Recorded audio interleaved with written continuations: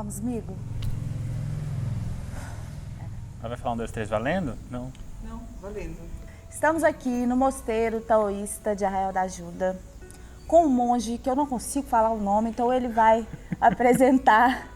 Eu sou o monge Tai Yin Yi, da linhagem de Guanluan, do povo Fanxi da China.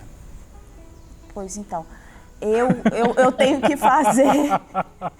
Eu tenho que fazer um curso, um tutorial para aprender a falar esse nome que eu não consigo no site. Para começar, o primeiro tema eu acho que é interessante a gente esclarecer para as pessoas o que é o taoísmo, o que é a linhagem.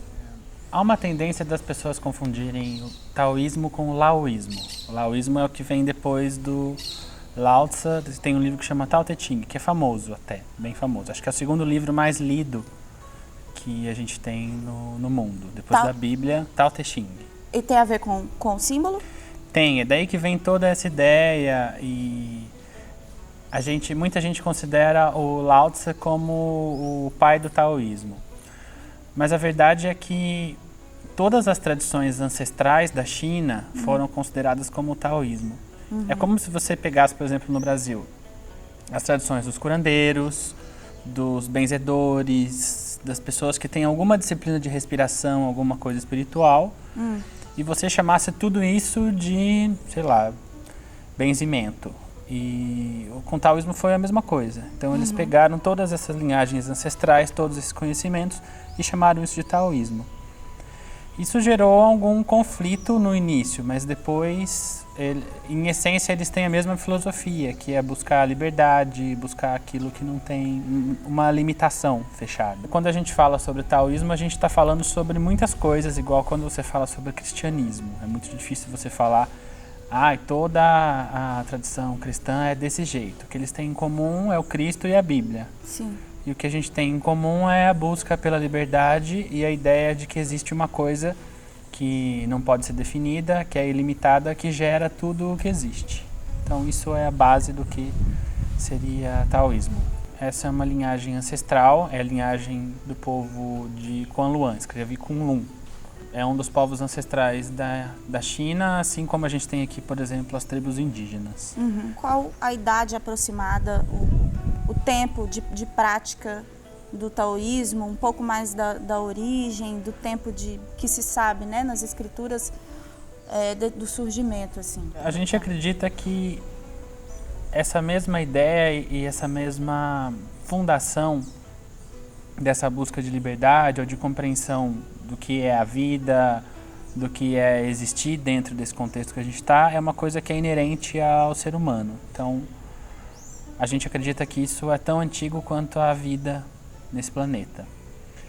Mas tem tradições muito antigas, que tem mais de 60 mil anos, de 80 mil anos, apesar de que a escrita chinesa tem em torno de 8 a 5 mil.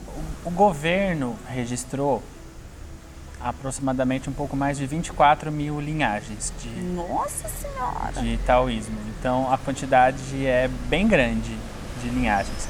Mas qualquer pessoa poderia, que quisesse respirar no fundo do seu quintal e criar um sistema para realização, iluminação, essas coisas, poderia ser chamado como linhagem taoísta.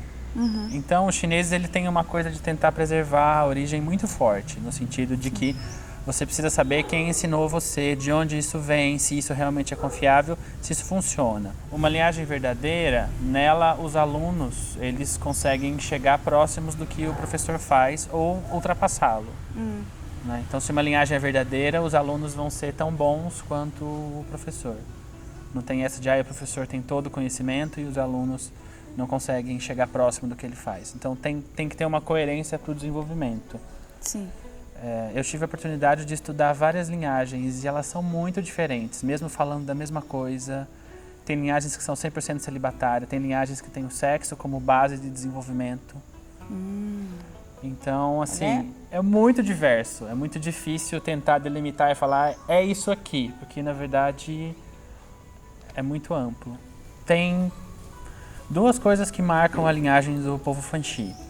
A primeira coisa é que é uma linhagem especializada em sonhos, então trabalha muito principalmente com essa questão de evidência em sonhos, como desenvolver o processo do dormir e sonhar, etc.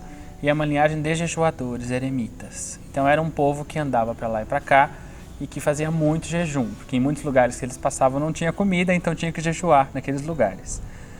Tem linhagens que são mais familiares, no sentido de que você aprende e pratica na sala da sua casa. Tem linhagens que são mais religiosas. Então você tem que ir num templo e nesse templo você vai lá fazer os rituais, as coisas que tem. E tem linhagens que são marciais, que tem como base, por exemplo, o pessoal das montanhas do Tan, que tem como a ver base... com Tai Chi? Tem a ver com Tai Chi. Tem diversos tipos de Kung Fu, né, que eles fazem. Adoro. Tem linhagens que são especialistas em sexualidade. Adoro também. Né, que eles trabalham para desenvolver ao máximo, a gente chama de artes de câmara. Câmara. Para desenvolver o máximo das habilidades sexuais e etc. Uau. Né? Tem linhagens que têm misturas com budismo, inclusive a linhagem mais famosa chama Long Man, que Não tem long girl? Não, esse man quer dizer portal. Ah. Long Man. Ele não quer dizer homem, não. Mas seria legal ter long girl. O povo tá rindo aqui. Mas A Mariana né? é ótima. Bom, a maior parte do meu treinamento aconteceu aqui no Brasil. Eu conheci fisicamente o meu mestre numa cidade que chama Cajuru. Eu fiquei num mosteiro que era a casa do meu mestre, que era monge, por isso que a gente chama de... Um caminhão, Hoje tá agitado aqui. a gente pode aguardar. Vamos deixar passar. É como a vida, gente. A vida é isso. É uma passada de caminhão até a coisa tranquilizar e depois, a posteriori, nós continuamos. A vida é assim. A vida é uma passagem de caminhão. É. Aqui assim, o negócio é espontâneo. Pode cair um coco aqui na minha cabeça. Tudo pode acontecer. Uma banana, né? A gente pega a banana, introduz ela no tema, não tem problema. Dentro do treinamento monástico tem várias disciplinas diferentes. Então a gente tem que estudar medicina, tem que estudar artes marciais, medicina chinesa no caso, né? Aí tem as práticas de rituais, tem as práticas de sonho, tem as práticas de oráculo. Oráculo é quando a gente faz leituras energéticas para ver como está a situação no momento em que a gente está. Eu já fiz esse oráculo, é maravilhoso. Muitas questões assim da minha existência, eu encontrei resposta nesse oráculo do monge e a gente pode falar num outro vídeo sobre. Quanto tempo você ficou estudando as práticas? Foram 13 anos. Uau! Mas geralmente se faz em 9, que eu tinha um certo apego maior ao meu professor e não queria deixar ele tão cedo, até que ele me sugeriu, assim, de uma forma mais enérgica, que já era hora de sair de lá. A sua linhagem é celibatária? Tem práticas celibatárias, mas a maioria das linhagens taoístas, elas não têm o celibato 100% fechado. Né? Mas Tem uma abertura. A gente tem muitas práticas que exigem celibato. Por isso que a maioria dos monges também não casam, tendem a não ter. Porque é muito complicado, de repente você chega para a pessoa com quem você está e fala, olha, agora vamos ficar 100 dias sem nem dar beijinho, tá?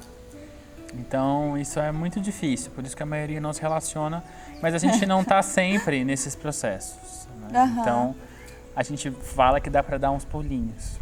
Ah, sim. Isso é muito importante, né? Tem vários sacrifícios. De quanto em quanto tempo você precisa fazer jejum? A gente costuma fazer pelo menos uma vez por ano, mas depois que você se acostuma com jejum, o corpo pede jejum. Jesus. Então a gente de vez em quando faz aí 1 semana, 2 semanas. A gente também jejua no escuro, que é muito bom. Ah, gente, porque tem a coisa da encavernação. Encavernação. Que é uma outra onda muito louca e muito massa, assim, porque ele volta realmente muito iluminado. Ou muito doido, né? Quando a gente jejua em caverna, as alucinações que a gente tem, elas são muito palpáveis. Então você não sabe se aquilo tem realidade ou não. Assim como que a gente vive também é uma alucinação constante, Também né? acho. Uma coisa parece palpável, de repente ela não é o que você estava pensando que ela fosse, de repente ela não vai durar como você pensou. Sim. Né? Então, nas cavernas a gente tem, ou nas grutas, ou mesmo num quarto que a gente veda, ou mesmo num banheiro da sua avó que você tampa O banheiro da sua tampa avó. a janelinha pra ficar no escuro. É. Funciona também, funciona. Nossa, eu acho assim, claro, você é monge, eu sou uma pessoa mundana e tudo. Eu jamais conseguiria ficar. Não, mas tem um treinamento, não é assim. Não é assim. A gente não é arremessado nas experiências. Tem toda uma preparação. Chega um momento em que é coerente dentro do que você faz. Você não fica um passo da loucura, do surto? Eu acho que isso a gente tá o tempo todo. É verdade. Nós estamos o tempo todo a um passo da loucura e do surto. Frase do dia, gente. Segura essa. Mas é. Ou vocês acham que vocês estão normais? Não, gente. Isso é ilusão. O monge é multitalento, né? O monge também canta, tem a formação. Qual que é a sua formação? Eu tenho formação em música. Segui a formação monástica e o meu mestre falava que era importante também ter uma formação acadêmica. Né? E daí eu comecei a faculdade de música e dentro da faculdade de música eu comecei a puxar matérias da medicina, porque eu gostava muito. Que louco. E eu fiz uma formação que chama bacharelado em ciências médicas. E eu pude fazer pesquisa dentro da universidade em medicina da música.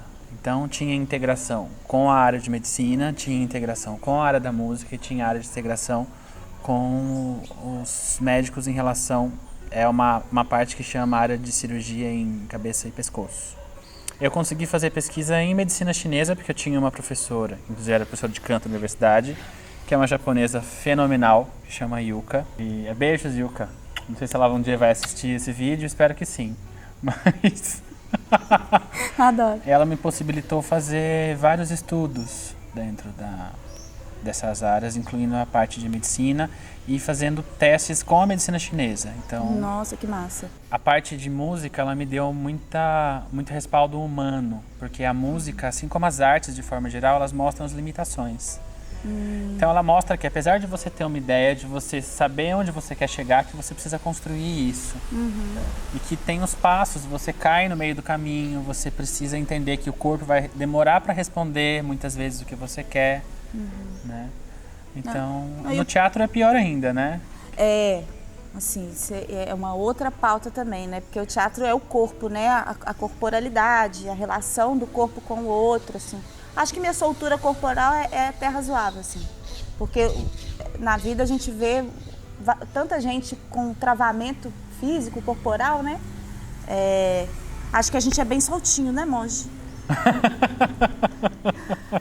Muito obrigado. Agradeço demais. Eu que agradeço a oportunidade. E venham conhecer o mosteiro. Venham, gente. Tem várias práticas gratuitas. É um lugar de muita paz, de muita tranquilidade, que trabalha o autoconhecimento. Eu queria que a gente encerrasse esse bate-papo com um canto seu, tá? Com um pouquinho dessa voz. Eu vou então cantar uma música que era uma das músicas preferidas da minha professora na universidade. Sim. Que é uma peça, uma música, eu acho que ela é da época da guerra do Japão, das épocas de guerra. Ela chama, em japonês, aliás, ela chama Akatombo, que quer dizer... Akatombo. Que quer dizer... Tombo, não. Não é tombo, não. Libélulas. Libélulas vermelhas. Uau! Eu lembrei do nome em inglês que é Participação Dragons. de Vicente. Vamos ter também mais pra frente participações, viu, gente? Então você pode ser o próximo vítima de estar aqui conosco. Tá? Yuya ke koya ke no akatombo oarete mita no wa itsu no hika yama no hatake no kuo no mi o koka no nitsunda wa maboroshi ka.